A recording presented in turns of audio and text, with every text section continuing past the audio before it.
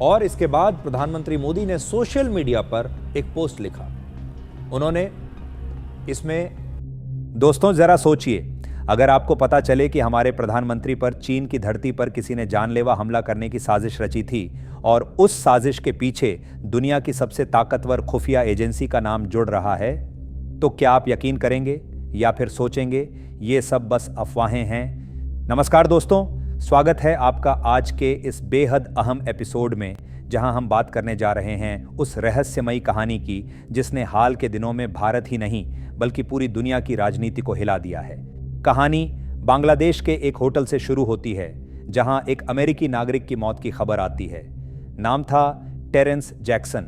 पहली नज़र में यह एक सामान्य मौत लगती है, लेकिन जब खुलासा हुआ कि जैक्सन CIA यानी अमेरिका की सेंट्रल इंटेलिजेंस एजेंसी से जुड़ा हुआ था, तो सबकी आंखें फटी की फटी रह गईं। जैक्सन कोई आम अधिकारी नहीं था, वो अमेरिकी फर्स्ट स्पेशल फोर्सेस कमांड का इंस्पेक्टर जनरल रह चुका था, यानी वही टीम जो दुनिया के सबसे गुप्त ऑपरेशन चलाती है, जैसे abnormal warfare, targeted intelligence mission और हाइपर सीक्रेट ऑपरेशंस।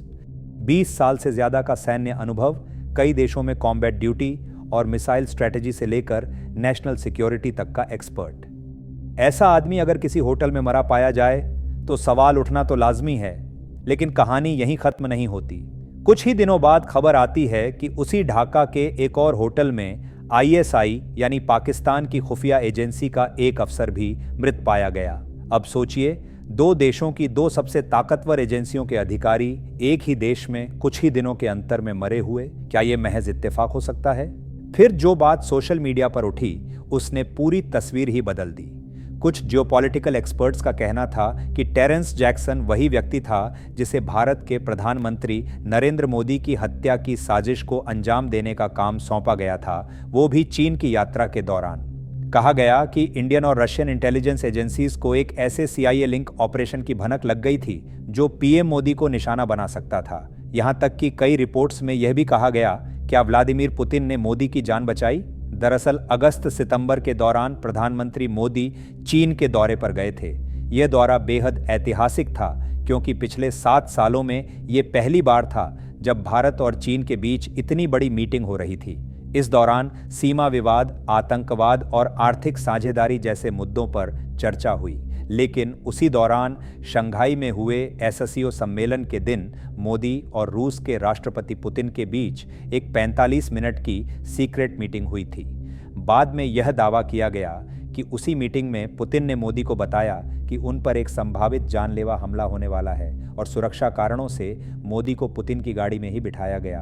अब जो लोग इस थ्योरी को सच मानते हैं वो एक दिलचस्प बात कहते हैं। PM मोदी ने चीन से लौटने के बाद एक कार्यक्रम में मजाकिया लहजे में कहा था, क्या आप लोग इसलिए ताली बजा रहे हैं कि मैं चीन गया या इसलिए कि मैं सुरक्षित वापस आ गया? लोगों ने इस एक लाइन को सुराग की तरह पकड़ा और सोशल मीडिया पर हंगामा मच गया। कई रिपोर्ट्स के मुताबिक चीन की मिनिस्ट्री ऑफ स्टेट सिक्योरिटी ने भारत और रूस दोनों को सूचना दी थी कि प्रधानमंत्री पर अटैक का खतरा है। इसके बाद भारतीय और रूसी एजेंसियां सक्रिय हो गईं। वहीं CIA पर आरोप लगा कि उसने दक्षिण एशिया में राजनीतिक अस्थिरता फैलाने के लिए भारत की मजबूत लीडरशिप को टारगेट करने की कोशिश की। अगर यह सच है तो यह सिर्फ एक व्यक्ति पर नहीं बल्कि भारत की वैश्विक स्थिति पर हमला था। अब आप कहेंगे, क्या पहले भी ऐसा हुआ है? तो जवाब है हाँ, और कई बार। 2004 में जब मोदी गुजरात के मुख्यमंत्री थे तो उन पर लश्कर-ए-तैयबा से जुड़े आतंकियों ने हत्या की साजिश रची थी। 2008 में अहमदाबाद बम धमाके, जहां टारगेट फिर वही थे, मोदी।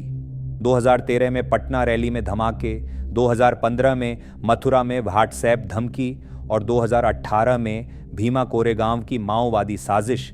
हर बार एक ही पैटर्न, एक ही लक्ष्य। यह सब दिखाता है कि किसी भी मजबूत नेता के खिलाफ कितनी गहरी प्लानिंग होती है। अब सवाल उठता है, क्या CIA वाकई ऐसा कर सकती है? तो दोस्तों, अगर इतिहास खोलें तो ऐसे उदाहरणों की भरमार है। 1954 में ग्वाटेमाला की सरकार को गिराया गया क्योंकि उसने अमेरिकी कंपनियों के खिलाफ आर्थिक नीतियां अपनाई। 1953 में ईरान के प्रधानमंत्री मोहम्मद मोसादिक को हटाया गया क्योंकि उन्होंने ऑयल इंडस्ट्री का नेशनलाइजेशन किया। 1973 में चिली के राष्ट्रपति साल्वाडोर अलेंदे को तख्ता पलट में मारा गया और यह सब CIA के ऑपरेशन एजैक्स और ऑपरेशन PBS सक्सेस जैसे मिशन का हिस्सा थे। Dominican Republic, Indonesia, Syria, Afghanistan, Ukraine, कौन सा ऐसा देश बचा है जहां CIA का दखल न रहा हो? तो क्या यह संभव नहीं कि ऐसी कोई गतिविधि भारत में भी चल रही हो? लेकिन यहीं पर असली सवाल खड़ा होता है, क्या भारत जैसे देश में, और वो भी प्रधानमंत्री की सुरक्षा में, इस तरह की साजिश सफल हो सकती है? आज भारत की इंटेलिजेंस नेटवर्किंग दक्षिण एशिया की सबसे मजबूत है। RAW भले ही CIA जितनी ग्लोबल ना हो, लेकिन इस क्षेत्र बांग्लादेश, पाकिस्तान, नेपाल, भूटान, चीन में इसकी पकड़ सबसे गहरी है। अगर कोई साजिश सच में होती तो उसका निशान किसी न किसी स्तर पर जरूर सामने आता, क्योंकि जिस पल यह खबर सार्वजनिक होती है उसी पल इसका सीक्रेट होना खत्म हो जाता है। अब बात करते हैं उस पहलू की जिसे अक्सर नजरअंदाज कर दिया जाता है, मोटिव। भारत के बढ़ते वैश्विक प्रभाव से कई देश असहज हैं। अमेरिका हो या सऊदी अरब, सभी जानते हैं कि भारत अब सिर्फ मार्केट नहीं रहा, वो प्लेयर्स की कतार में खड़ा है। भारत आज तेल सिर्फ खरीद नहीं रहा बल्कि रिफाइन करके बेच भी रहा है। रूस से सस्ता तेल लेकर भारत जब अमेरिकी बाजार में मुनाफा कमाता है तो ट्रंप और उनकी नीतियां बेचैन हो जाती हैं, क्योंकि एक आत्मनिर्भर भारत अमेरिका के व्यापारिक हितों के खिलाफ है। इसीलिए जब भारत मेक इन इंडिया और डिफेंस मैन्युफैक्चरिंग में आगे बढ़ता है तो ये देशों के लिए खतरे की घंटी है। इतिहास गवाह है, जब चीन मैन्युफैक्चरिंग हब बना तो वही अमेरिका जिसने उसे बढ़ावा दिया आज उसी से डरता है। अब वही गलती भारत के साथ दोहराना वह कभी नहीं चाहेगा। और यहीं बांग्लादेश का रोल अहम हो जाता है। भारत, चीन, अमेरिका, पाकिस्तान, चारों के एजेंट वहां एक्टिव हैं। बांग्लादेश एक ऐसा भू राजनीतिक क्षेत्र बन चुका है जहां हर बड़ी एजेंसी अपने खेल खेल रही है। कहा जा रहा है कि पाकिस्तान अब भारत पर ईस्ट से वॉर करने की तैयारी में है, यानी बांग्लादेश के रास्ते। तो जाहिर है वहां जासूसी ऑपरेशन तेज होना तय है। दोस्तों, ये दौर बड़ा मुश्किल है। दुनिया आर्थिक मंदी की कगार पर है। अमेरिका और यूरोप अपनी पकड़ बनाए रखने में जुटे हैं, जबकि एशिया, भारत और चीन नई दिशा तय कर रहा है। इसीलिए ऐसे समय में किसी भी देश की मजबूत लीडरशिप कई शक्तियों के हितों के खिलाफ जाती है, और जब टकराव हितों का होता है तो साजिशें पैदा होती हैं। अब सवाल आपसे, क्या यह सब सच है? क्या वाकई प्रधानमंत्री मोदी पर हमले की योजना बनी थी, या फिर यह सिर्फ एक सोची समझी डिसइंफॉर्मेशन वॉर है जो सोशल मीडिया के जरिए लोगों के मन में डर और शक पैदा कर रही है? कई बार सच्चाई और अफवाह के बीच की रेखा इतनी पतली होती है कि फर्क करना मुश्किल हो जाता है। लेकिन इतना तय है, भारत आज उस मुकाम पर है जहां हर साजिश, हर अफवाह, हर हमले के पीछे की ताकतें दुनिया के सामने आने लगी हैं। तो दोस्तों, आपको क्या लगता है, क्या यह पूरा मामला एक CIA ऑपरेशन था या सिर्फ सोशल मीडिया का एक और फेक नैरेटिव? आपकी राय नीचे कमेंट में जरूर बताइए। वीडियो पसंद आई हो तो इसे शेयर करें और चैनल को सब्सक्राइब करना मत भूलिएगा। मिलते हैं अगले एपिसोड में। जय हिंद, वंदे मातरम।